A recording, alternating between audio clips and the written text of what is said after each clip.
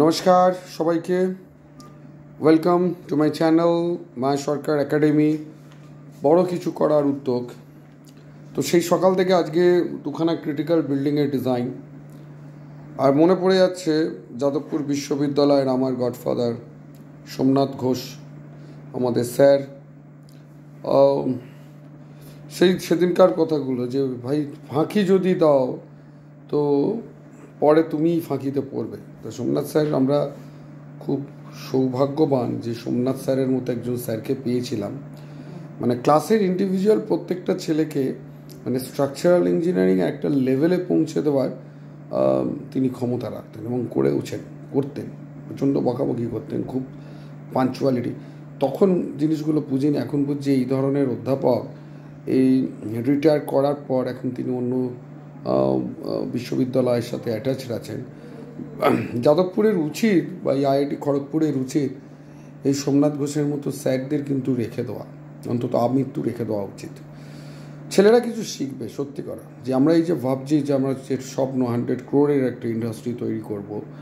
তো industry means the knowledge, আর সেই knowledge কিন্তু এই সোমনাথ ঘোষ স্যারেদের মতো স্যার থাকলে তবেই হবে। অ্যাজ এ বাইরের বিশ্ববিদ্যালয়গুলো সেটাই করে, যে অ্যাজ এ কনসালটেন্ট হিসেবে তাদেরকে রাখে বিশ্ববিদ্যালয়গুলো, এবং বিশ্ববিদ্যালয়গুলোয় যে অনলাইন যে সমস্ত কোর্সগুলো করায় অক্সফোর্ড থেকে আরম্ভ করে, সেখানে যে লেকচারগুলো দেওয়া হয় এই সমস্ত বিখ্যাত মানুষ যারা নোবেল লরিয়েট, এই ধরনের মানুষদের দিয়ে আজীবন কিন্তু তাদের রাখার পরিকল্পনা আছে।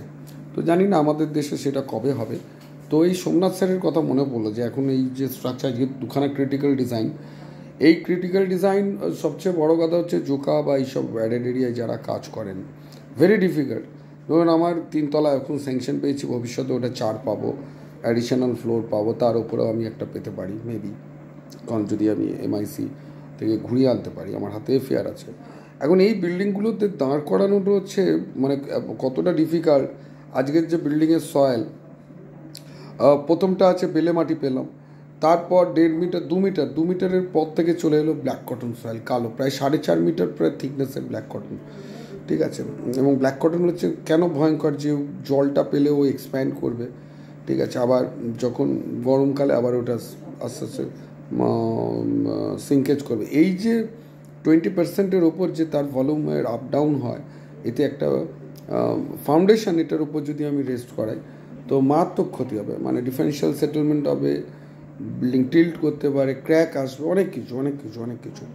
তো সেইগুলো করতে গিয়ে আমাকে ওখানে পাইল করতে পারছি না, কস্টিংয়ে পোষাচ্ছে না, মানে প্র্যাকটিক্যাল প্রবলেম। তাহলে আর সে কাজই করতে পারবে না ওই পাইল।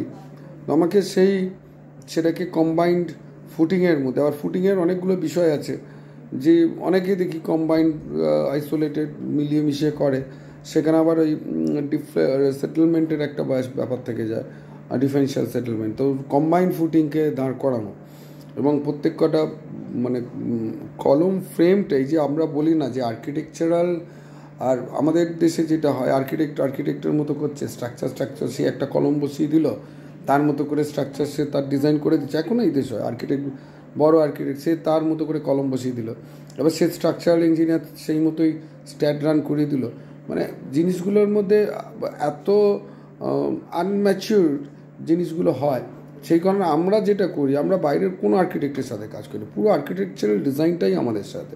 সেনাপতি আছেন আমাদের আর্কিটেক্ট। তো এতে সুবিধা হয় টেবিল ডিসকাশন, যে যখন একটা মডেলকে ফর্ম করছে, সো দ্যাট যে স্ট্রাকচারাল পার্টটা ওই একই সাথে প্ল্যানিং হচ্ছে। তাহলে কি হচ্ছে, চেষ্টা করি আমরা যে লোডটা ইকুয়ালি ডিস্ট্রিবিউট করা, বা 10% থেকে 15%, সব ক্ষেত্রে হয় না আর্কিটেকচার প্যাটার্নের ওপর, কিন্তু আমরা এটা চেষ্টা করি। এটা করলে সুবিধাটা হচ্ছে আমাদের ডিজাইন প্যাটার্নটার এবং বিল্ডিংটার স্টেবিলিটি অনেকটা বেশি, এবং ক্লায়েন্টের সাথে বারবার এইগুলো নিয়ে আমরা ডিসকাশন করি যে এইটা করলে এই হতে পারে। এবং শুধু ক্লায়েন্টের উপর ডিপেন্ড করলেও হয় না, মার্কেটটাও আমরা স্টাডি করি, যে মার্কেটে যে মানুষ একটা ফ্ল্যাট দেখে সে কী দেখে কিনতে আসছে। বেশিরভাগ এখন একটা নতুন রীতি হচ্ছে আর্কিটেকচারাল ফ্যাশন ডিজাইনটা খুব ভালো, মারাত্মক ডিজাইন দিচ্ছে, সে 500 করে বার করছে, নানা ধরনের কলকব্জা, যেটা সম্পূর্ণ বিরোধিতা করছে ইন্ডিয়ান স্ট্যান্ডার্ড কোড। বা আমাদের ভূমিকম্পর ব্যাপার, কেন ওই জিনিসগুলো তো আর কংক্রিট বেস দিয়ে করা হয় না, ব্রিক্স দিয়ে করা হয়। এবং তার ফলে যদি বড় বিল্ডিংয়ে যত উঁচু হবে বিল্ডিং, ভূমিকম্প যদি হয় সে ওটাকে কোলাপস করাবে। এবং ওটা যদি কোনো একটা ফ্লোরের ওপরে এসে করে ইম্প্যাক্ট লোডে কোনো একটা কলম কোলাপস করে যায়। তো এই বিষয়গুলোকে আমরা একটা নিউ টেকনিকের মধ্যে আনার চেষ্টা করি। বিল্ডিংকে দেখতে ভালো হবে, বাট দ্য কালার, এবং কালারটা এত স্মুদিং হবে, আপনার অ্যাট্রাকটিভ হবে, মেনটেনেন্স ইজি হবে।